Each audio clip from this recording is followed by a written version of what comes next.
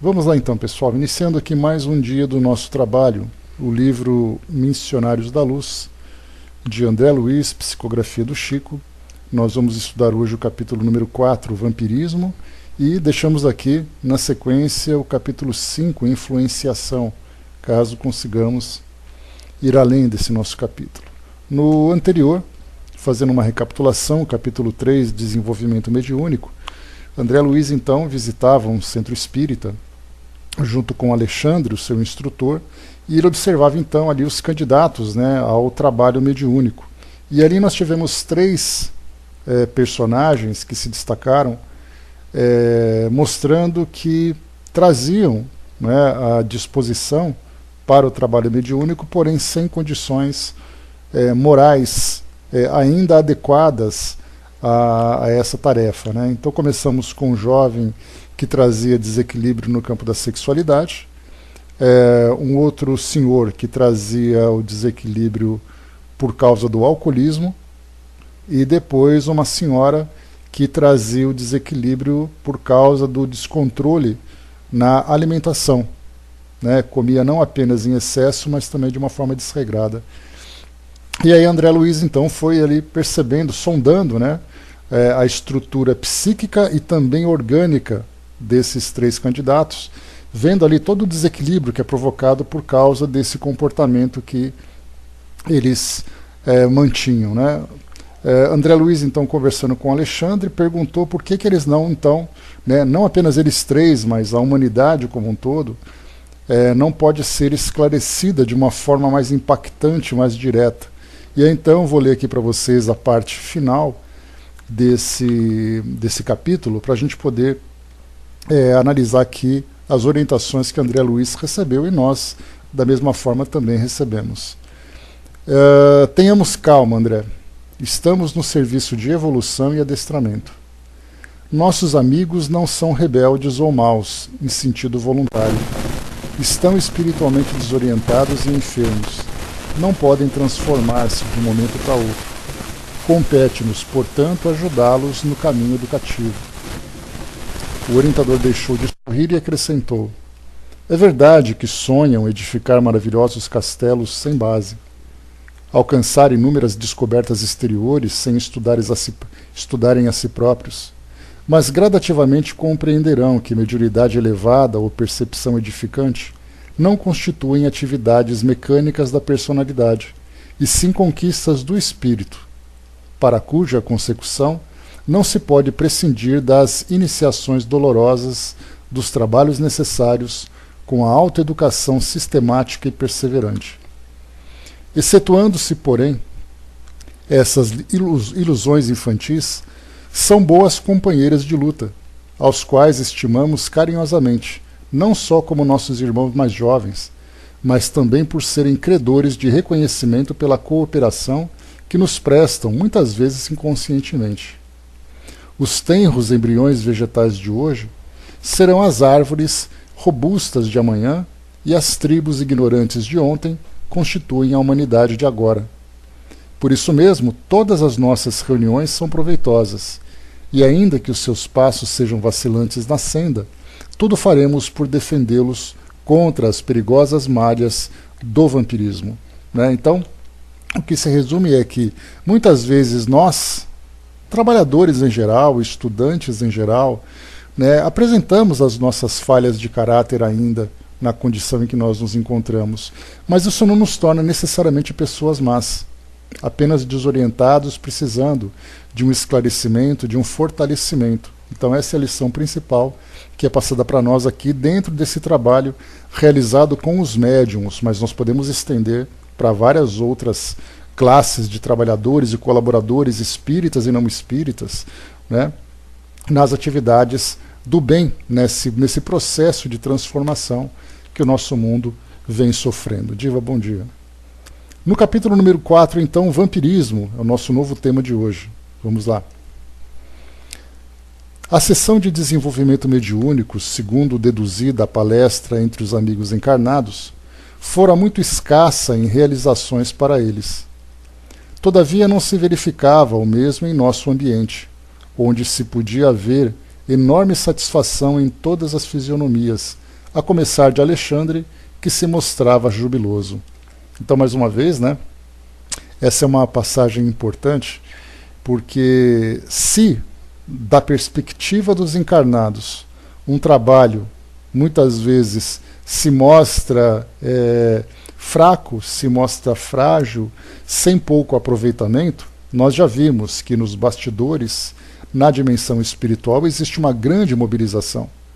Então, para os espíritos que aproveitam-se da participação dos encarnados na doação de fluidos, nos esclarecimentos, através do trabalho da mediunidade, né? Então, tudo isso contribui significativamente para a melhoria, principalmente dos espíritos que são levados para receberem as assistências desses centros, né, de auxílio que nós aqui encarnados podemos então oferecer.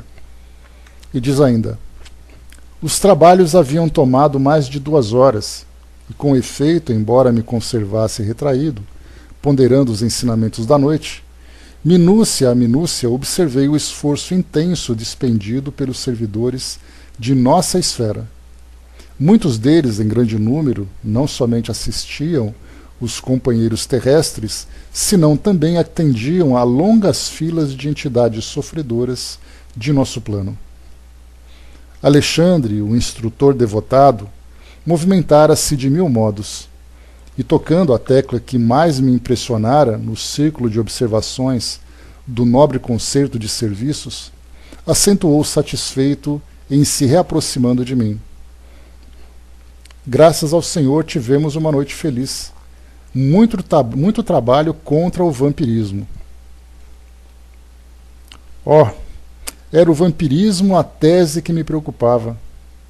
Vira os mais estranhos bacilos de natureza psíquica, completamente desconhecidos da microbiologia mais avançada. Não guardavam a forma esférica das cocáceas, nem o tipo de bastonete das bacteriáceas diversas. Entretanto, formavam também colônias densas e terríveis.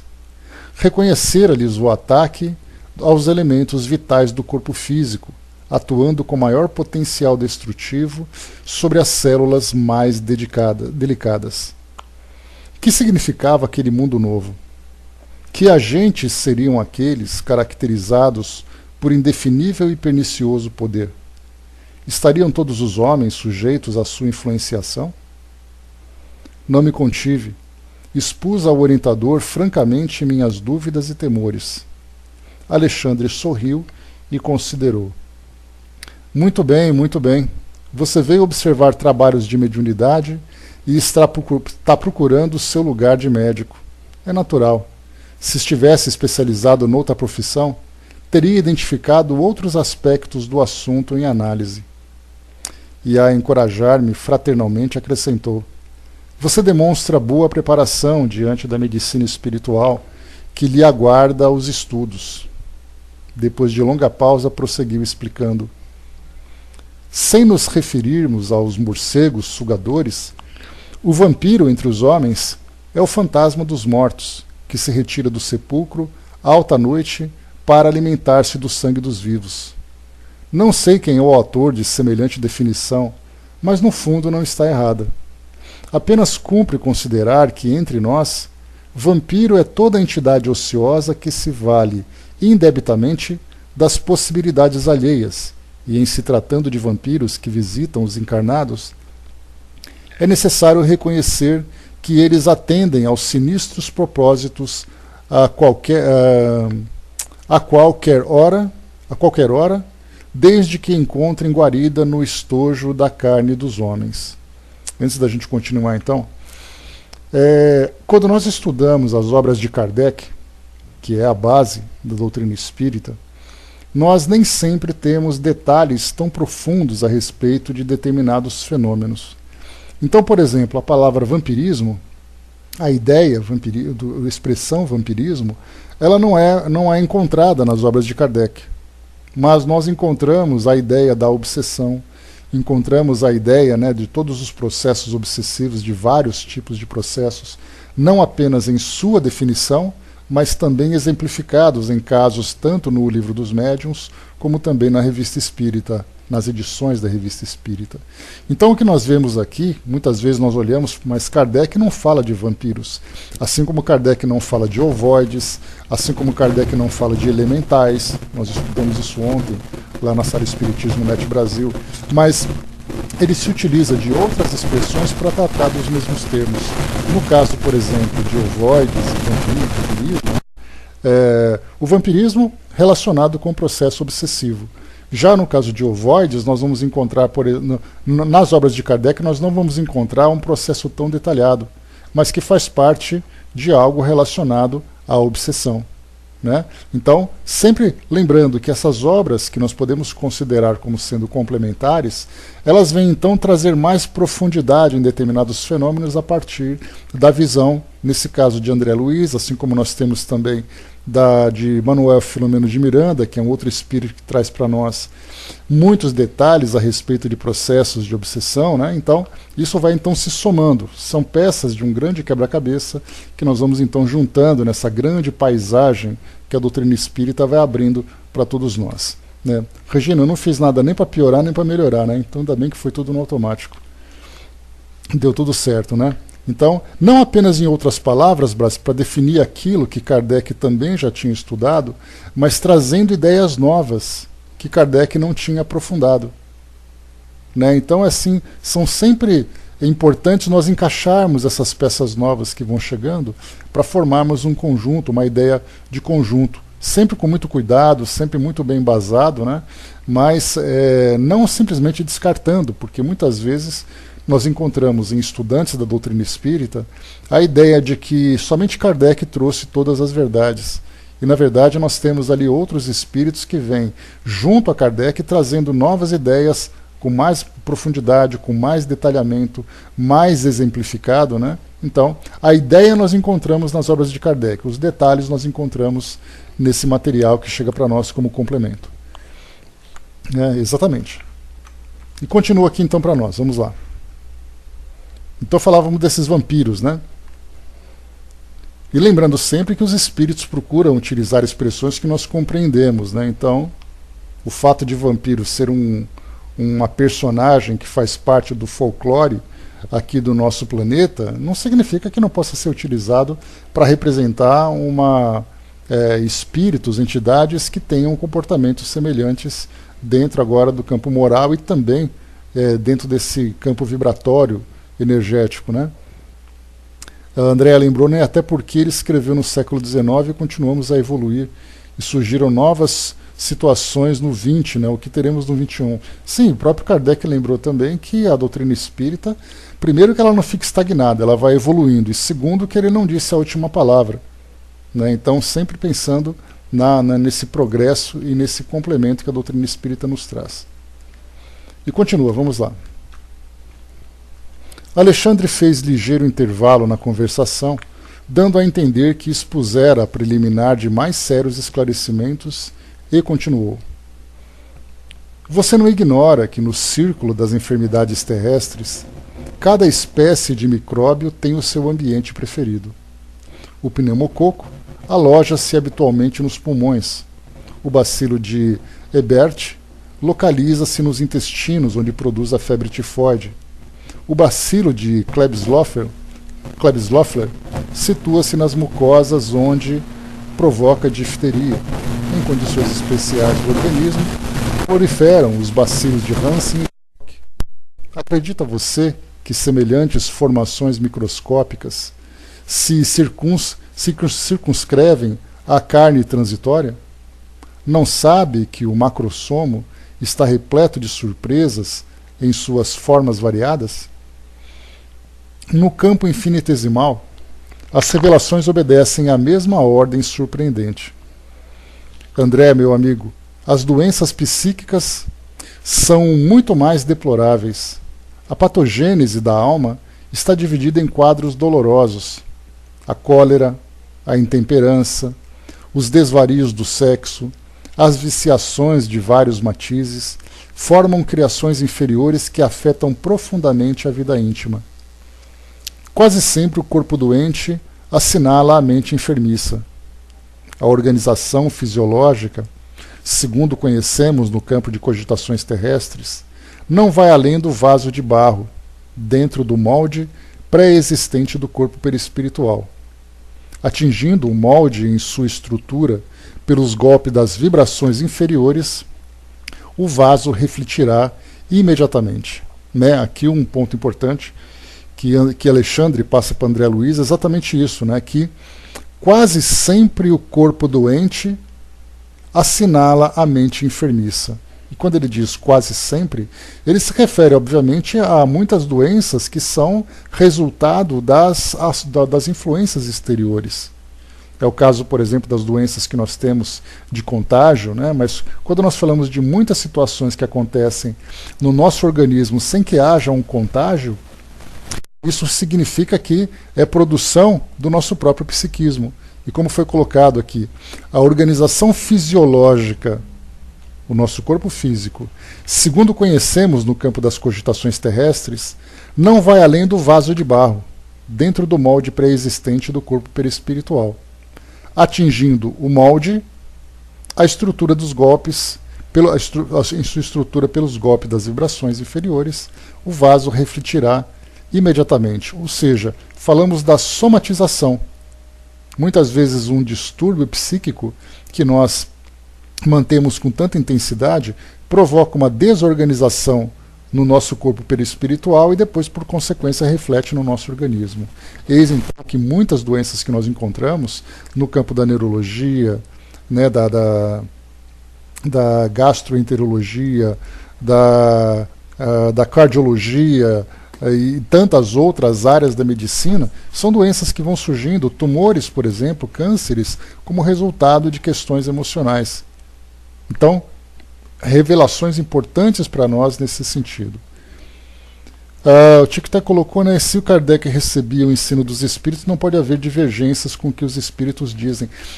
Na verdade, né, o Tic-Tac, quando nós falamos sobre o trabalho que Kardec desenvolveu, não apenas o que nós não consideramos apenas a informação que ele trouxe, mas principalmente o método que ele utilizou para poder trazer essas questões, que foi exatamente, né, o controle universal dos ensinos dos espíritos, investigado, aprofundado, né? O que nós encontramos, e esse é um dos pontos, né, mais contestado, né, por aqueles que combatem ou muitas vezes rejeitam as obras de André Luiz, é exatamente não ter sido submetido a esse controle. Então foi o espírito através do Chico e foi para a livraria. No caso de Kardec foi vários espíritos respondendo, ele fez a comparação, fez a análise e somente depois então foi a publicação. Então nessas obras de André Luiz nós encontramos algumas passagens que muitas vezes despertam em nós dúvidas com relação, né, à descrição que ele traz, ao funcionamento, ao mecanismo de algum processo, que nós não temos como comprovar. Então, hoje nós temos vários livros que vão citando para nós algumas passagens, e aí então nós vamos montando, mas a metodologia em si, ela acabou não sendo aplicada nas obras de André Luiz, assim como também nas obras de Manuel Filomeno de Miranda. Então, nós damos o crédito ao espírito pelo médium que recebeu essa mensagem, né, e pela seriedade com que isso foi publicado. Mas nós encontramos outras obras que são muito polêmicas, com informações contrárias, inclusive, àquilo que Kardec trouxe para nós nas obras da codificação. Né? Então, sempre buscando ali a coerência nessas informações. Porque o fato de ser um espírito não quer dizer que esse espírito esteja falando o correto. Não necessariamente ele tem a intenção de confundir a nossa humanidade terrestre, mas no seu ponto de vista, muitas vezes pode estar equivocado, e aí então trazendo para nós ali as dificuldades de aceitarmos essa realidade. Vamos lá. Então, falando aqui do corpo físico afetado pelo desequilíbrio da mente, né, e por consequência do molde que é o corpo perispiritual. Compreendi onde o instrutor desejava chegar. Entretanto, as suas considerações relativas às novas expressões microbianas davam ensejo a certas indagações. Como encarar o problema das formações iniciais? Enquadrava a afecção psíquica no mesmo quadro sintomatológico que conhecera até então para as enfermidades orgânicas em geral? Haveria contágio de moléstias da alma?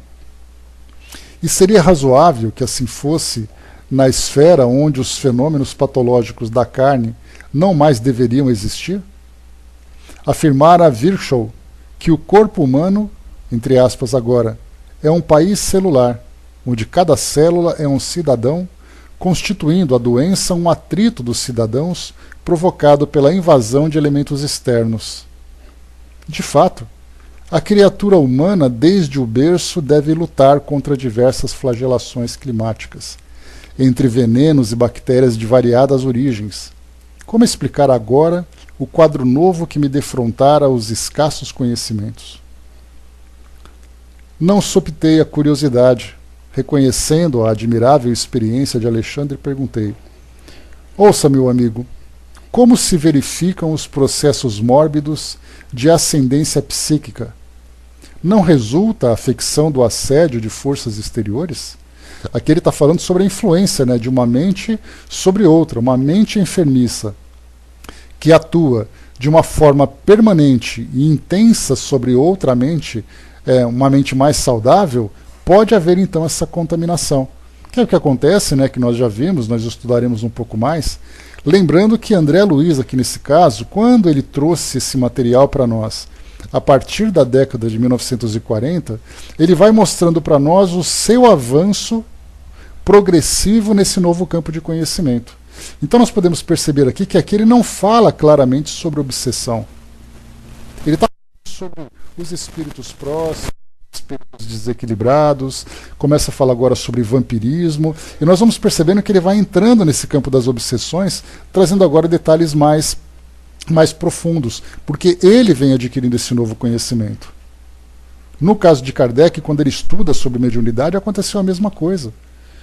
Quando ele lançou, por exemplo, o primeiro livro dos Espíritos, lá em 1857, ele tinha ali 512 questões. Depois, quando foi em 1860, ele trouxe ali, acredito que seja este tempo, ele trouxe ali 1019 questões, e aí depois ele foi trazendo o livro dos médiuns, a revista espírita. Então até mesmo o trabalho de Kardec foi um trabalho progressivo.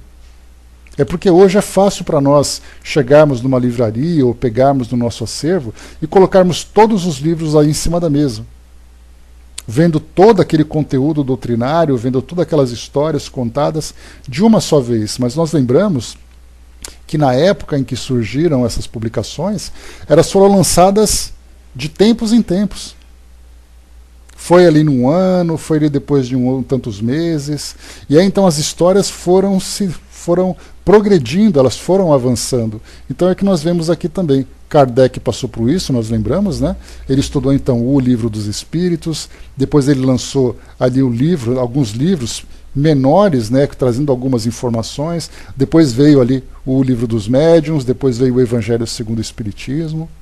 Então tudo feito de uma forma gradual, que inclusive ele mesmo foi desenvolvendo esse conhecimento e também foi vendo ali a necessidade de aprofundar esta ou aquela questão, como foi o caso, né, do Livro dos Médiuns que nós vimos. Ele tinha lançado antes disso, deixa eu pegar de novo aqui o nome do livro, que eu nunca me lembro o nome desse bendito livro. Ele lançou para nós aqui o livro Instrução Prática sobre as Manifestações Espíritas. Olha só, 1857 o Livro dos Espíritos, 1858 Instruções Práticas. E aí então, quando foi em 1860, se eu não me engano, ele lançou o Livro dos Médiuns, né? Então, quer dizer, nós vimos assim que são datas que vão se sucedendo. Deixa eu pegar aqui o Livro dos Médiuns, só um instantinho. Eu preciso fazer um exercício de memória para nunca mais esquecer essas datas, porque elas são importantes quando a gente faz aqui as citações, né? Então aqui foi lançado em 1800 e... Só um instantinho...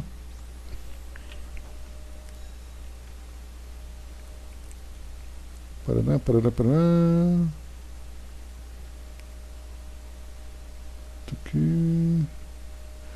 Estou procurando aqui no livro, só um instantinho.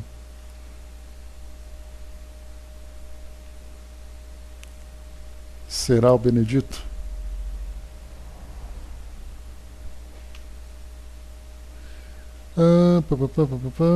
É pior que não tem a data aqui nesse livro. Mas enfim, nós vimos ali então, né, a importância de nós analisarmos. Deixa eu ver aqui, porque eu acho que eu achei alguma coisa aqui. Aqui fala de Kardec, o lançamento do livro. Depois vocês me ajudam aí. 1861, obrigado, Angelina. Né? Bom dia, Ferreira. Então nós vimos assim, né, que sempre, né, nesse trabalho progressivo, nesse trabalho contínuo, então o próprio conhecimento vai se desenvolvendo. Aconteceu com Kardec, aconteceu com André Luiz, aconteceu com Manuel Filomeno de Miranda, com Dona Ivone, com todos aqueles, né, todos aqueles trabalhadores, né, que ajudaram no esclarecimento a respeito do mundo espiritual. Bom dia, Ronaldo. Vamos lá, continuando aqui.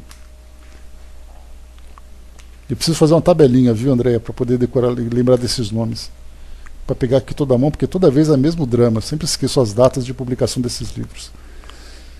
Mas vamos lá. Então ele diz assim para nós. Não sopitei a curiosidade. Recorrendo à admirável experiência de Alexandre, perguntei: ouça, meu amigo, como se verificam os processos mórbidos de assistência psíquica, de ascendência psíquica? Não resulta a afecção do assédio de forças exteriores? Em nosso domínio, como explicar a questão? É a viciação da personalidade espiritual que produz as criações vampirísticas, ou estas que avassalam a alma, impondo-lhe certas enfermidades. Nessa última hipótese, poderíamos considerar a possibilidade do contágio? O orientador ouviu-me atencioso e esclareceu. Né? Então, nesse caso, nós temos aqui duas questões que são apresentadas, deixa eu ver aqui, por André Luiz. A doença surge, o vampirismo acontece porque a alma adoecida atrai aquele espírito no mesmo padrão vibratório, ou o espírito, trazendo já um desequilíbrio, influencia aquele que traz uma condição saudável. Essa então é a dúvida, pessoal, vamos lá. Então essa é a dúvida que André Luiz apresenta, né? Onde está exatamente a origem das enfermidades psíquicas que, por consequência, trazem os efeitos sobre o organismo? O orientador ouviu-me atencioso e esclareceu. Primeiramente a semeadura, depois a colheita. E tanto as sementes de trigo como de escarracho, encontrando a terra propícia, produzirão a seu modo e na mesma pauta de multiplicação. Nessa resposta da natureza ao esforço do lavrador, temos simplesmente a lei. Você está observando o setor das larvas com justificável admiração. Não tenha dúvida, nas moléstias da alma, como nas enfermidades do corpo físico, antes da afecção existe o ambiente. Então, mais uma vez, nas moléstias da alma, assim como nas enfermidades do corpo, antes da afecção existe um ambiente. As ações produzem efeitos. Os sentimentos geram criações. Os pensamentos dão origem a formas e consequências de infinitas expressões. E em virtude de cada espírito regressar a um universo por si, cada um de nós é responsável pela emissão de forças que lançamos em circulação nas correntes da vida. A cólera, a desesperação, o ódio e o vício oferecem campo a perigosos germes psíquicos na esfera da alma. Então aqui vimos que é o nosso estado mental, emocional, que oferece então campo para que possa então germinar esses elementos, né, esses miasmas que nos afetam. E qual acontece no terreno das enfermidades do corpo? O contágio aqui é fato consumado, desde que a imprevidência ou a necessidade de luta estabeleça ambiente propício entre companheiros do mesmo nível. Naturalmente, no campo da matéria mais grosseira, essa lei funciona com violência, enquanto entre nós se desenvolve com as modificações naturais. Aliás, não pode ser de outro modo, mesmo porque você não ignora que muita gente cultiva a vocação para o abismo. Cada viciação particular da personalidade produz as formas sombrias que lhes são consequentes. E estas, como as plantas inferiores que se alastram no solo por relaxamento do responsável, são extensivas às regiões próximas, onde não prevalece o espírito de vigilância e defesa. Né? Então aqui nós poderíamos ter um campo enorme para explorarmos, porque quando nós falamos sobre as influências espirituais a partir do campo que nós oferecemos para recebermos essa influência, nós vemos, por exemplo, que muitas pessoas vão a um centro espírita em busca de ajuda, porque as relações no lar não estão bem, porque o estado emocional se encontra em desequilíbrio, porque ela vivencia ali, né, perturbações de diversas ordens, principalmente no campo espiritual e tudo mais. Então, quando os espíritos trazem orientações, e essa é uma orientação inclusive dos próprios trabalhadores, é fazer com que a pessoa ocupe a mente com atividades positivas. E isso não é ao acaso. Exatamente porque quando o indivíduo se compromete, por exemplo, com um trabalho voluntário, com um trabalho edificante, com algo que leve para ele algo positivo em termos de criatividade, em termos de relacionamentos sociais, ele naturalmente vai mudando o seu modo de pensar. E mudando o seu modo de pensar, ele vai fechando então as portas para essas influências negativas. Então os espíritos sempre perguntam de imediato: você estuda? No caso, né, a doutrina espírita. Você realiza algum trabalho? Não, não realizo nenhum trabalho e nenhum estudo. Então comece, que isso vai fazer bem para vocês. Para você. Aí nós começamos a entender, pelas consequências dessa mudança de atitude, o benefício que o indivíduo recebe. Então, sempre naquela história, nós então, vivendo a ociosidade, isso é muito comum acontecer nos tempos de hoje, tantos estresses que nós vivemos, tantas angústias, tantas preocupações, não apenas pelas circunstâncias do mundo que nós vivemos hoje, mas também, né, pelo nosso próprio estado mental, moral, que nós optamos muitas vezes: olha, eu gosto de viver desse jeito, eu prefiro não fazer nada, eu gosto de ficar olhando a vida dos outros, eu gosto de me envolver em polêmicas. Então, quer dizer, esse é um gosto pessoal. Mas há aqueles que, por mais boa vontade que tenha, acabam então sofrendo as consequências das circunstâncias, da situação que nós estamos vivendo hoje. Então é natural que o nosso psiquismo vá então sofrendo as alterações. E aí, então, nesse caso, sofrendo as alterações do psiquismo, nós entramos então naquela reação em cadeia, quando nós consideramos o homem integral trazido por Joana de Ângeles, onde nós somos seres psíquicos, seres sociais, seres biológicos e seres espirituais. Quando o nosso psiquismo entra em desequilíbrio, como André Luiz já coloca para nós, naturalmente o nosso molde fluídico começa também a entrar em perturbação e, consequentemente, somatiza no organismo. E aí então nós começamos a ter doenças. Ou então no meu campo social, eu fico então com esse desequilíbrio emocional e começo a causar problemas dentro de casa, no meu ambiente de trabalho, e assim cada um desses pontos interferindo sobre os outros, sobre os demais. Mas grande parte, tudo começa por causa do nosso estado mental. Ele, sendo frágil, sofre influências fáceis de todos os meios. Se ele está bem fortalecido, apesar das dificuldades que nós encontramos, eu posso ter ali uma doença que me afetou fisicamente, eu posso ter um problema social por causa de um trabalho, por causa de um relacionamento, mas o meu psiquismo se mantém equilibrado.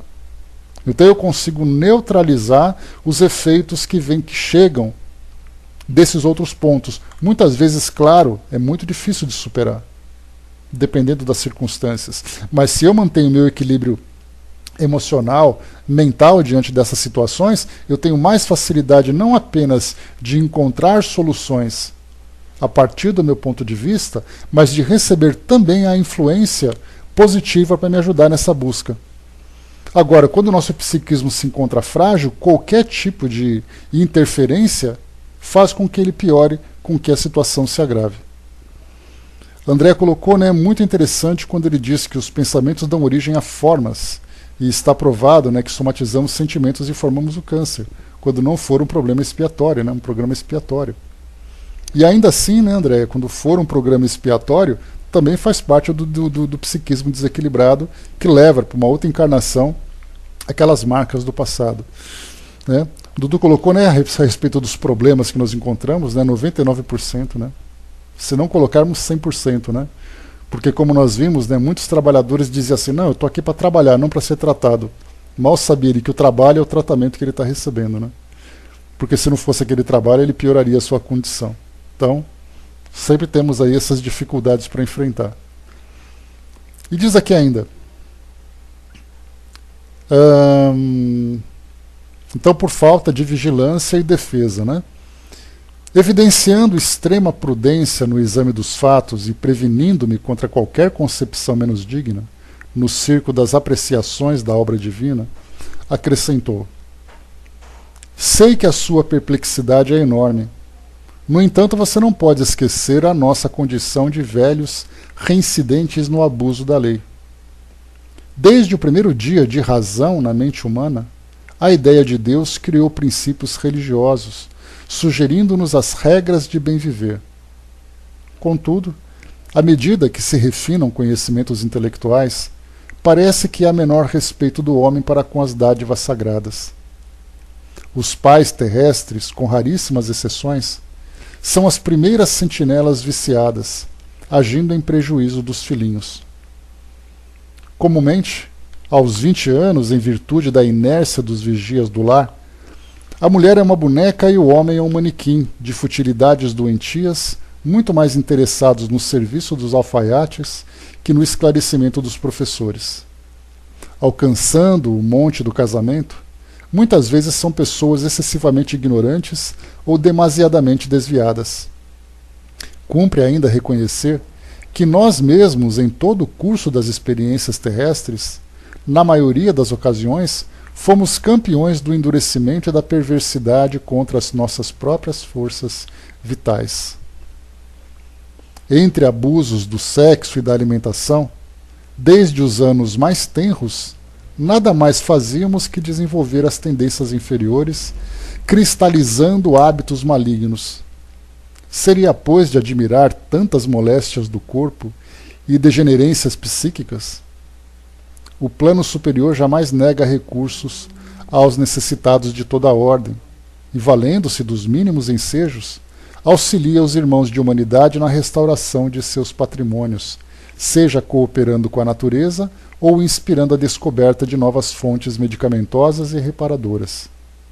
Por nossa vez, em nos despojando dos fluidos mais grosseiros, através da morte física, à proporção que nos elevamos em compreensão e competência, transformamo-nos em auxiliares diretos das criaturas. Apesar disso, porém, o cipoal da ignorância é ainda muito espesso, e o vampirismo mantém considerável expressão, porque se o Pai é sumamente misericordioso, é também infinitamente justo.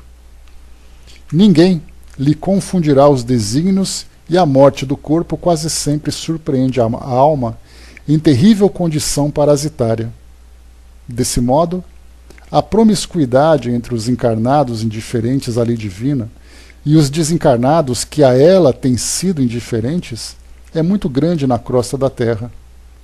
Absolutamente sem preparo e tendo vivido muito mais de sensações animalizadas que de sentimentos e pensamentos puros, as criaturas humanas, além do túmulo, em muitíssimos casos prosseguem imantadas aos ambientes domésticos que lhe alimentavam o campo emocional.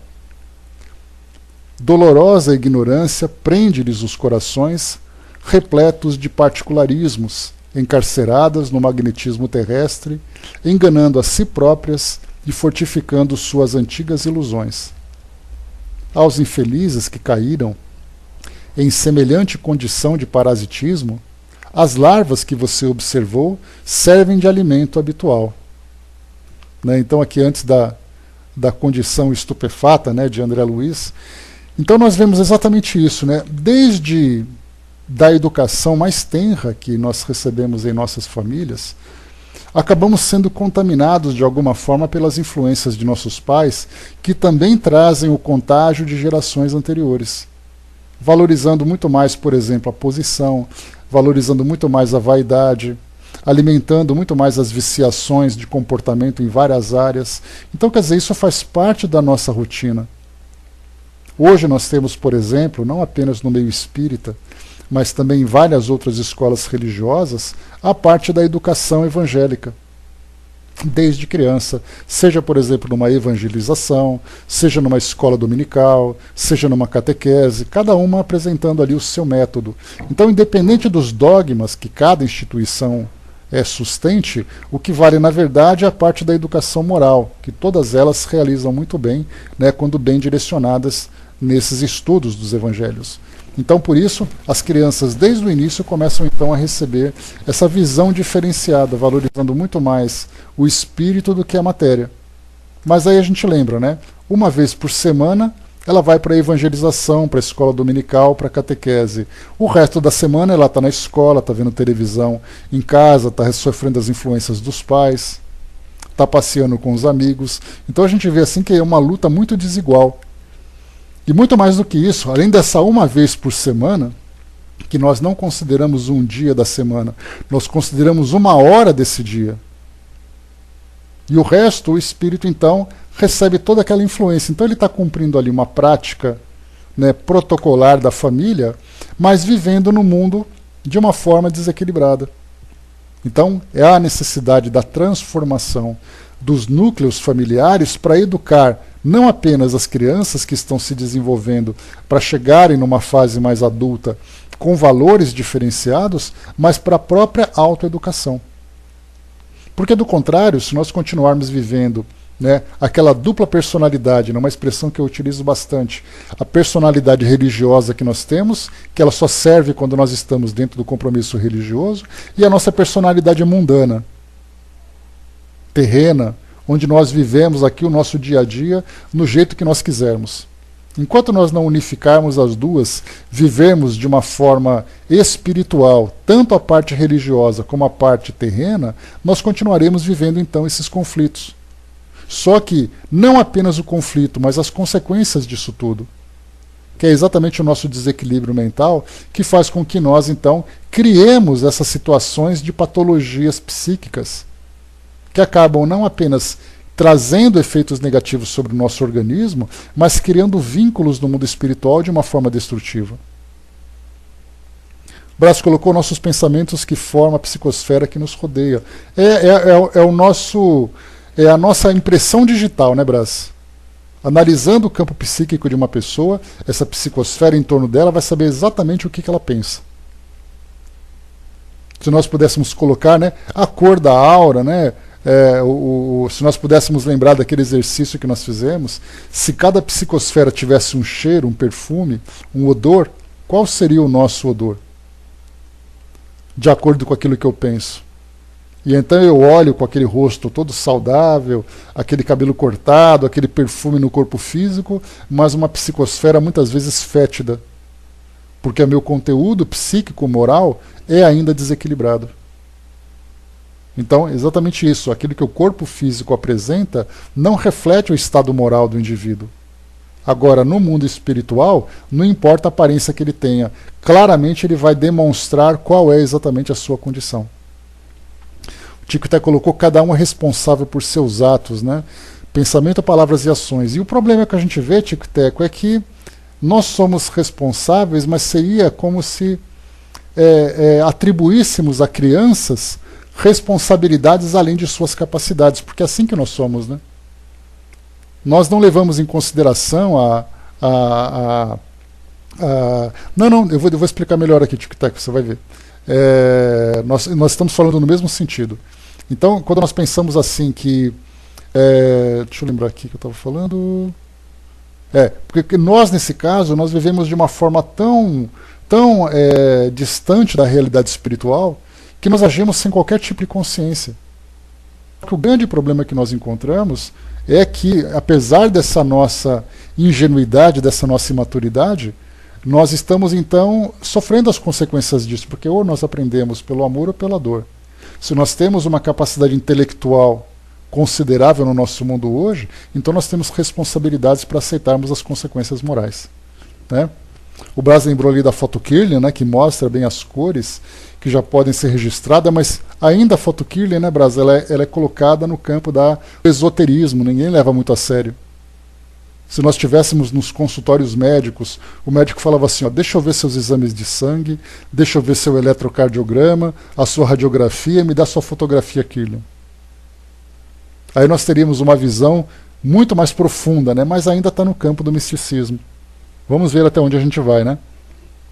Então, o que eu falava para você, né, o Tic-Tac, é que no caso do corpo físico, ele realmente esconde, né, essa realidade íntima do espírito, né? Porque ele vê assim toda aquela beleza, aquele estilo, aquela vaidade sendo produzida, mas intimamente nós acabamos trazendo o nosso conteúdo, e no mundo espiritual, como eu comentei, o corpo físico já não faz mais diferença, porque no mundo espiritual o espírito é aquilo que ele é. Então, por mais vaidade que ele queira demonstrar, não adianta. Vibracionalmente, ele irradia o seu conteúdo moral. E caem as máscaras, sem dúvida. Ferreira colocou, né, como conscientizar esse Brasil que a cada dia que passa nos evangélicos católicos desenvolvem técnicas hipnóticas avançadas, aumentando seus números de fiéis com tamanha alienação e com pregações antigas, que tem como resultado já comprovados líderes corruptos e mal avançando nesse país. A gente lembra sempre, né, Ferreira, que quando nós fazemos comentários a respeito de grupos religiosos, né, a gente lembra sempre assim que tem a parte boa. Infelizmente, a parte negativa ela se encontra presente em qualquer lugar onde haja seres humanos, seres encarnados, em condição de desequilíbrio. Quer dizer, infelizmente, essas doutrinas, né, que são muito mais, que valorizam muito mais a prosperidade física do que a prosperidade do espírito, fazem realmente esse desserviços, mas a consequência é patente. Você pode até conquistar através de um discurso, através de uma promessa fantasiosa, mas não adianta, porque as consequências morais vão pesar sobre cada um. Porque não adianta o indivíduo se iludir, se, por exemplo, criar uma ideia de que ele é uma pessoa boa porque segue uma ideia equivocada, porque esse equívoco vai trazê-lo de volta para a realidade. Então, na verdade, nós estamos ali adiando o nosso progresso. Só que enquanto nós adiamos, a dor vai atingir todo mundo, porque nós não estamos progredindo por boa vontade. Então, infelizmente, nós encontramos uma sociedade adoecida, as instituições adoecidas e, por consequência, todos sofrem em conjunto. Então, é aquela história, né? Nós primeiro temos que esgotar todas as nossas forças por causa desse sofrimento. Quando nós cansarmos, aí então nós vamos dizer assim, olha, eu já percebi que isso não dá certo, eu tenho que buscar a coisa certa agora. Agora, não adianta a gente querer esperar que a nossa geração presencie essa mudança, né? Infelizmente. Nós estamos aqui vivendo esse processo, estamos fazendo a nossa parte, já é alguma coisa. Então, se eu conseguir me transformar, ok, né? Estou fazendo parte de um mundo assim, tenho que sofrer essas consequências, mas eu consegui alcançar aquilo que eu queria. Agora, enquanto todos os outros não conseguiram, aí vem o sofrimento, né? E mesmo assim nós achamos, né, que o pouco que nós alcançamos é muito. Mas o que nós conseguimos é pouco. Temos muito, né? Nós estamos aqui, por exemplo, nesses primeiros passos de progresso. Para muitos de nós, o contato com a filosofia, com a doutrina espírita, é feito pela primeira vez. Então não adianta a gente esperar grandes saltos de transformação, de repente eu não era nada e de repente eu entrei para um centro espírita e virei ali um santo. Não é assim que funciona. Então nós continuaremos ainda fazendo esse trabalho árduo, né? Até porque nós lembramos sempre que estarmos vivendo numa comunidade desequilibrada como essa coloca sobre nós a responsabilidade desse desequilíbrio também. Então ninguém é vítima, ninguém é inocente. Se eu vivo num país de corrupção é porque eu também sou um espírito corrupto, embora eu não pratique aquele tipo de corrupção. E muitas vezes não a pratique porque eu não tenho oportunidade. Porque é muito fácil para nós ficarmos dos lados das redes sociais, ficarmos do lado de cá das redes sociais, do lado de cá das televisões, dos aparelhos de televisão, falando daqueles que são corruptos, se nós não estamos lá. Mas e se nós tivéssemos? E se nós fôssemos eleitos vereadores, deputados, senadores, e fôssemos tentados com tanta fortuna, com tanta riqueza, será que nós resistiríamos? Eu dou graças a Deus que eu não faço parte desse meio. Porque hoje eu posso dizer, não, eu não me deixo envolver por isso. Beleza, bom trabalho, beijos. Então assim, no meu caso, eu posso dizer, não, eu não sou corrompível. Até me colocar nesse meio. Aí então a gente vai ver ali a porca torcer o rabo. Porque é muito difícil, né? Então, assim, aqueles que estão sendo testados naquele ambiente, isso é problema deles. Eu estou fora de lá, meus problemas são outros. Mas graças a Deus que eu não faço parte desse meio. Quantas pessoas se corrompem simplesmente porque ganharam na loteria? Enquanto não ganharam, eram bons trabalhadores, eram pessoas dedicadas, atenciosas para a família. Ganharam na loteria, se transformaram em pessoas fúteis, pessoas vazias, viciosas, se isolaram. Quantas vezes isso acontece? Então, assim, felizes de nós que temos as nossas limitações e as nossas restrições. Infelizes daqueles que são expostos a toda essa corrupção, a toda essa influência, a toda essa violência, porque não é só no meio político e religioso que nós encontramos isso, encontramos violência nas ruas. Então, demos graças a Deus que nós não temos esse problema. Os nossos problemas são problemas íntimos. O deles são problemas coletivos, mas, de um modo geral, todos nós fazemos parte dessa coletividade. Talvez, bom dia. O Brás lembrou, né, a Divina Comédia, muito avançado sobre as leis espirituais, né, o que foi escrito nos anos de 1200, né, pois é bem antigo, Dante Alighieri já trazia para nós alguma dessas ideias. Né. Marião, deixa eu pegar o que você escreveu lá em cima, né, junto com as fotos Killian, fazer o tratamento com florais. Eu já fiz e funciona muito bem. São várias técnicas, né, Marion, que vão se somando para complementar a nossa medicina clássica. Então, são terapias chamadas de alternativas, chamadas anteriormente de alternativas, que agora podem ser classificadas como complementares. Então, são mais sutis, trabalham muito mais no campo das energias, das vibrações. Né? Então, estamos avançando. Vamos ver aí quanto tempo vai demorar para alcançarmos, né, esse conjunto de benefícios que nós podemos receber. Sim, né, é normal. Né? Então, assim, a descrença ainda é muito grande em vários campos. Né? Muitas vezes por culpa dos pacientes, outras vezes por culpa dos profissionais. Então, tudo vai no seu tempo. O negócio é ter paciência, porque nós estamos no caminho certo. Ainda está um pouco lento, mas vamos lá, né? E às vezes aparecem algumas maluquices também, né, Marion? Que é isso que tira o crédito daquilo que é mais racional, né? Então você vê terapeutas assim que você dá aquela levantada na sobrancelha, né? O que ele está fazendo? Ele acredita mesmo nisso?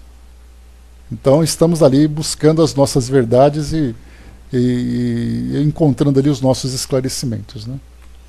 Vamos lá, pessoal, continuando, né? Deixa eu ver aqui. Então nós falávamos aqui, pois é, exatamente, tic-tac.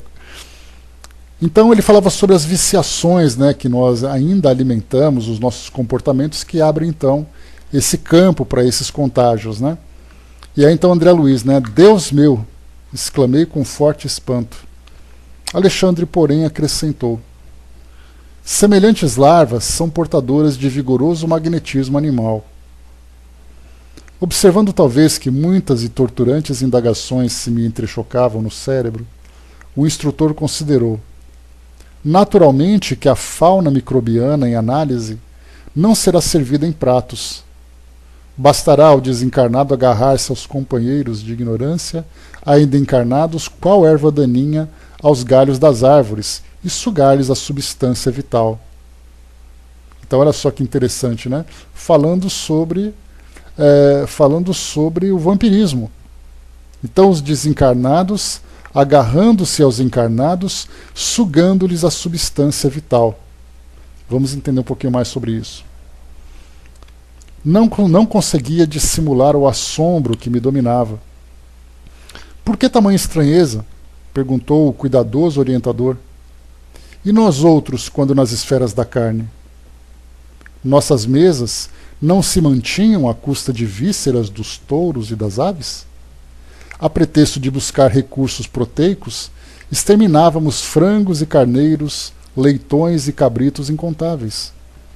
Sugávamos os tecidos musculares, roíamos os ossos. Não contentes em matar os pobres seres que nos pediam roteiros de progresso e valores educativos para melhor entenderem a obra do Pai, dilatávamos os requintes da exploração milenária e infligíamos a muitos deles determinadas moléstias para que nos servissem ao paladar, com a máxima eficiência. O suíno comum era localizado por nós em regime de ceva, e o pobre animal, muitas vezes à custa de resíduos, para criar para nosso uso certas reservas de gordura, até que se prostrasse de todo ao peso de banhas doentias e abundantes.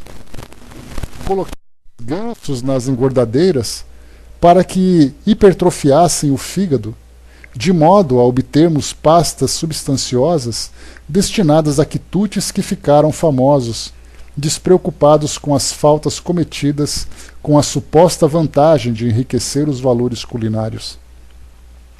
Em nada nos doía o quadro comovente das vacas-mães em direção ao matadouro para que nossas panelas transpirassem agradavelmente. Encarecíamos com toda a responsabilidade da ciência a necessidade de proteínas e gorduras diversas, mas esquecíamos de que a nossa inteligência, tão fértil na descoberta de comodidade e conforto, teria recursos de encontrar novos elementos e meios de incentivar os suprimentos proteicos ao organismo, sem recorrer às indústrias da morte. Esquecíamos-nos de que o aumento dos laticínios para enriquecimento da alimentação constitui elevada tarefa, porque tempos virão para a humanidade terrestre em que o estábulo, como o lar, será também sagrado. Né? Olha que pancada que nós levamos aqui, né? Bom dia, Miriam. Contudo, meu amigo, propus-me a considerar, a ideia de que muita gente na Terra vive à mercê de vampiros invisíveis é francamente desagradável e inquietante. E a proteção das esferas mais altas, e o campo das entidades angélicas, a amorosa defesa de nossos superiores. Então o que André Luiz questiona é exatamente isso, né? Onde estão então as defesas espirituais para nos ajudarem contra esse vampirismo? Onde estão os nossos espíritos protetores? Por que eles não nos protegem? André, meu caro, falou Alexandre Benevolente, devemos afirmar a verdade, embora contra nós mesmos. Em todos os setores da criação, Deus, nosso Pai, colocou os superiores e os inferiores para o trabalho de evolução, através da colaboração e do amor, da administração e da obediência. Atrever-nos-íamos a declarar porventura que fomos bons para os seres que nos eram inferiores? Não lhes devastávamos a vida personificando diabólicas figuras em seus caminhos? Claro que não desejamos criar um princípio de falsa proteção aos irracionais, obrigados, como nós, a cooperar com a melhor parte de suas forças e possibilidades no engrandecimento e na harmonia da vida. Nem sugerimos a perigosa conservação dos elementos reconhecidamente daninhos. Todavia, devemos esclarecer que no capítulo da indiferença para com a sorte dos animais, da qual participamos no quadro das atividades humanas, nenhum de nós poderia, em sã consciência, atirar a primeira pedra.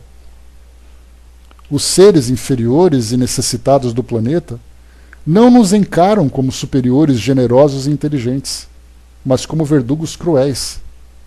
Confiam na tempestade furiosa que perturba as forças da natureza, mas fogem desesperados à aproximação do homem de qualquer condição, excetuando-se os animais domésticos que, por confiar em nossas palavras e atitudes, aceitam o cutelo no matadouro, quase sempre com lágrimas de aflição incapazes de discernir com raciocínio embrionário onde começa a nossa perversidade e onde termina a nossa compreensão.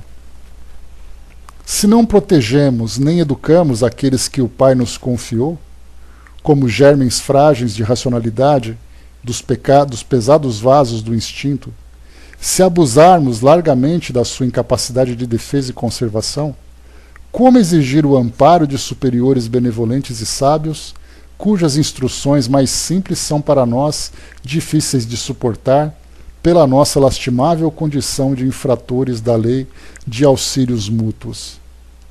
Na qualidade de médico, você não pode ignorar que o embriologista, contemplando o feto humano em seus primeiros dias, à distância do veículo natural, não poderá afirmar com certeza se tem sob os olhos o germe de um homem ou de um cavalo. O médico legista encontra dificuldades para determinar se a mancha de sangue encontrada eventualmente provém de um humano, de um cão ou de um macaco. Aqui, naturalmente, ele fala, né, dessas dificuldades da época, obviamente, porque hoje a medicina já consegue fazer essa diferença. O animal possui igualmente o seu sistema endocrínico, suas reservas de hormônios, seus processos particulares de reprodução em cada espécie, e por isso mesmo tem sido auxiliar precioso e fiel da ciência na descoberta dos mais eficientes serviços de cura das moléstias humanas, colaborando ativamente na defesa da civilização. Entretanto, interrompera-se um instrutor e, considerando a gravidade do assunto, perguntei com emoção: como solucionar tão dolorosos problemas? Então, até aqui, antes do esclarecimento, Alexandre, então, traz para André Luiz exatamente isso. Como ele perguntou, por que nós não somos protegidos dos espíritos inferiores que nos afetam pelos nossos instrutores, pelos nossos mentores? E a comparação foi exatamente isso. Se nós não protegemos os irmãos inferiores que estão próximos a nós, como é que nós podemos exigir proteção dos espíritos superiores? Se nós somos superiores aos animais e nós esperamos que os nossos anjos protetores sejam superiores a nós, como é que nós podemos esperar que eles nos protejam se nós também não protegemos? Então, na verdade, é uma cadeia de consequências. E aqui, então, como solucionar esse problema? Para trazer para nós um esclarecimento e um entendimento. Os problemas são nossos, esclareceu o generoso amigo tranquilamente. Não nos cabe condenar a ninguém. Abandonando as faixas de nosso primitivismo, devemos acordar a própria consciência para a responsabilidade coletiva. A missão do superior é a de amparar o inferior e educá-lo. E os nossos abusos com a natureza, estão cristalizados em todos os países há muitos séculos. Não podemos renovar os sistemas econômicos dos povos de um momento para outro, nem substituir os hábitos arraigados e viciosos de alimentação imprópria de maneira repentina. Refletem eles, igualmente, nossos erros multimilenários, mas na qualidade de endividados para com Deus e a natureza, devemos prosseguir no trabalho educativo, acordando os companheiros encarnados mais experientes e esclarecidos para a nova era em que os homens cultivarão o solo da terra por amor e utilizar-se-ão dos animais com espírito de respeito, educação e entendimento. Então aqui veio a chave que André Luiz esperava. Como lidar com tudo isso, então? A resposta é uma mudança gradual que vai acontecendo. É uma mudança que vai começando pela educação do pensamento, pela educação do coração, pela educação do corpo. Porque nós vivemos dentro desse sistema, por exemplo, no campo da alimentação, durante milênios. A humanidade, desde o momento em que ela se tornou nômade, ela começou então a criar animais para a sua alimentação.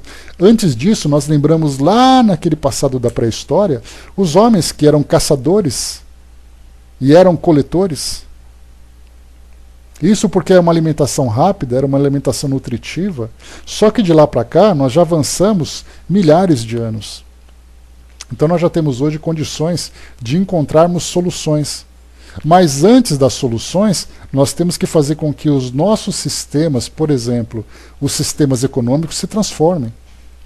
Se nós fizermos uma análise da quantidade de pessoas que trabalham em frigoríficos, açougues, supermercados, fazendas, que dependem desse tipo de trabalho, é uma coisa enorme.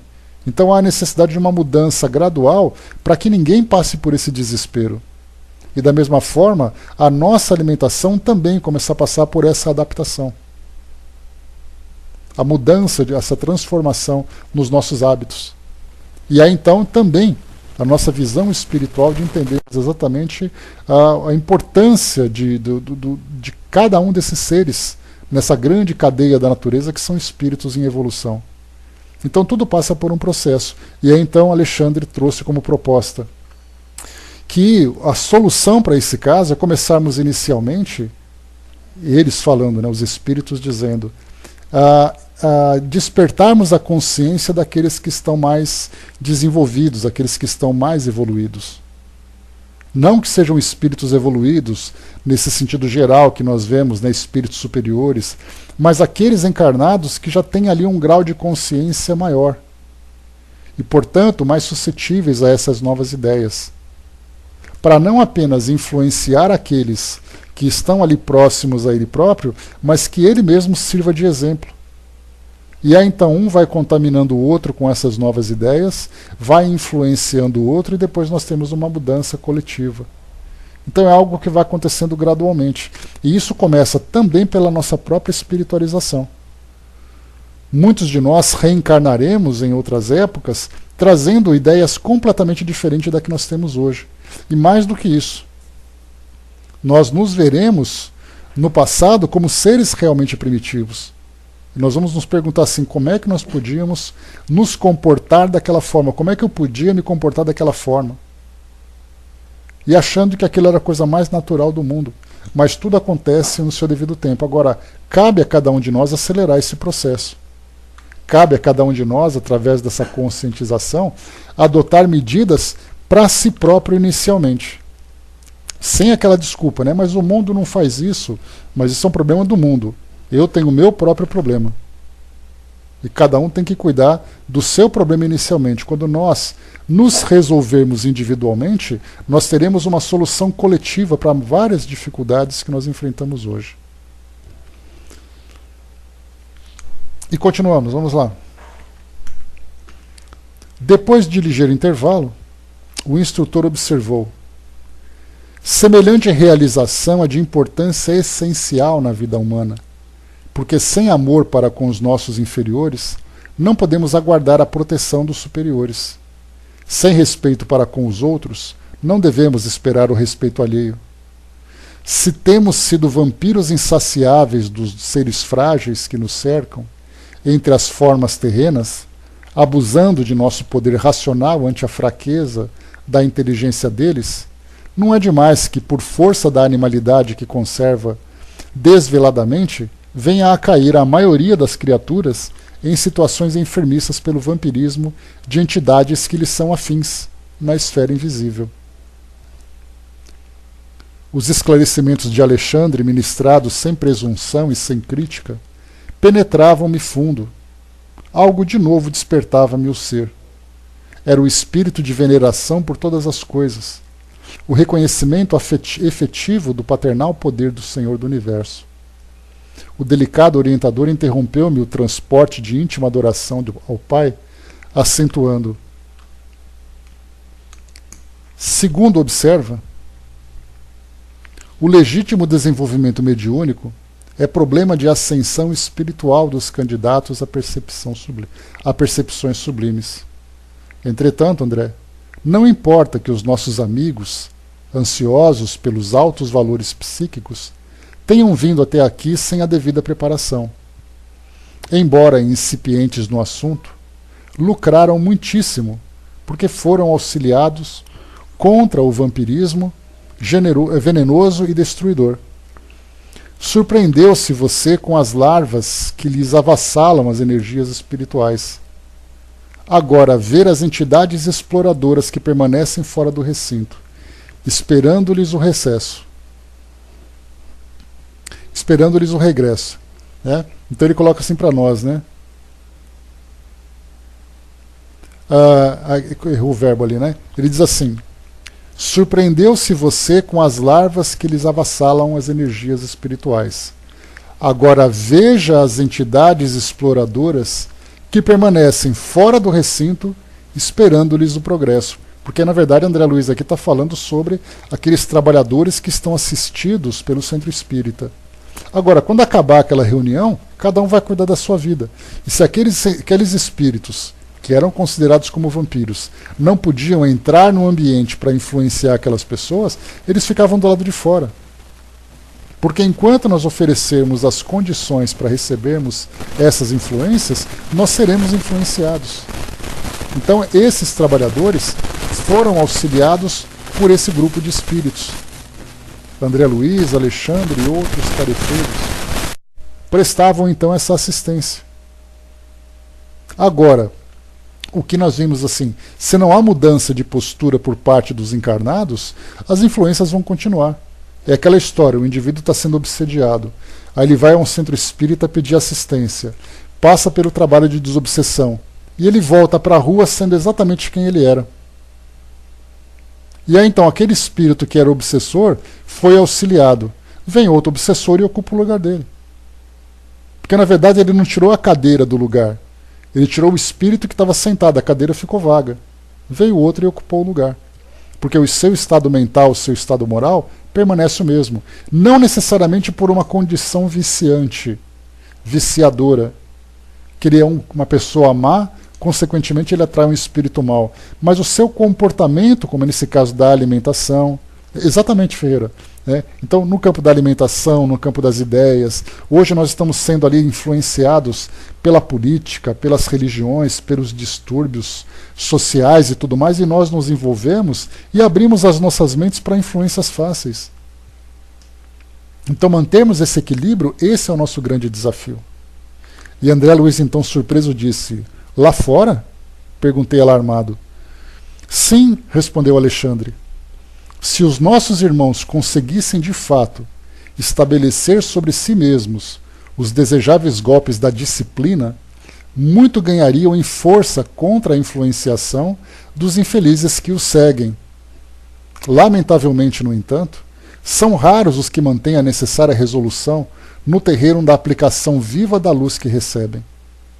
A maioria, rompido o nosso círculo magnético, organizado no curso de cada reunião, esquece as bênçãos recebidas e volta-se novamente para as mesmas condições deploráveis de horas antes, subjugada pelos vampiros renitentes e cruéis. Oh, que lições! Exclamei. Notando que os nossos amigos encarnados se dispunham a sair, o instrutor convidou: venha comigo à via pública e observe por si mesmo. Então, temos aí, essa é a nossa deixa para fecharmos aqui o nosso encontro de hoje. E a próxima reunião vai trazer exatamente o capítulo número 5, influenciação. E aí nós veremos então todos os companheiros desencarnados dos encarnados. Veremos então suas qualidades morais, os efeitos que provocam sobre os encarnados, essa ignorância por parte dos encarnados dessa realidade espiritual. Veremos tudo isso então no nosso próximo encontro. Como eu falei para vocês, a partir desse livro Missionários da Luz, nós veremos André Luiz numa condição muito mais ativa, mostrando para nós detalhes dessa relação que existe entre encarnados e desencarnados, e revela para nós muitos dos mistérios que dizem respeito à nossa condição como encarnados, o nosso corpo físico, o nosso estado mental, o efeito que nós causamos sobre nós mesmos, as influências mútuas que nós provocamos, enfim. Começa então ali André Luiz a desvendar para nós essa realidade que nos toca. Depois de um estudo como esse, se nós não mudarmos nem um pouquinho, aí nós teremos um grande problema para transformações futuras. Porque mais claro do que são essas instruções, eu acho que é impossível, né? Mas ficamos assim, cada um no seu próprio tempo, cada um despertando a sua consciência, mas sempre de uma forma muito ativa, de uma forma muito determinada, para promover essas mudanças que são importantes para nós. Tico até colocou nessa, não vem mais porque estamos ainda despreparados, né? Pois é. tanta coisa para se mostrar, tanta coisa para se revelar, e os espíritos têm que colocar ali gotinha por gotinha, homeopaticamente, para que a gente possa absorver esse pequeno conteúdo. E olha que esse conteúdo é de mais de 70 anos, né? Quase 80 anos. Imaginemos se nós tivéssemos, desde aquela época, já aprendido tudo isso, quantas coisas novas, quantos Andrés Luizes já teriam surgido, trazendo para nós novas instruções. Mas, mais uma vez, né, os espíritos gradualmente respeitam o nosso tempo. E já estamos ganhando muito, não tenhamos dúvida, né? Exatamente, Brás. Conhecereis a verdade vos libertará. E a libertação, né, a libertação de nós mesmos, que é o mais importante. Mas vamos lá, pessoal, encerrando por aqui, próximo encontro, capítulo 5, influenciação, na nossa próxima quarta.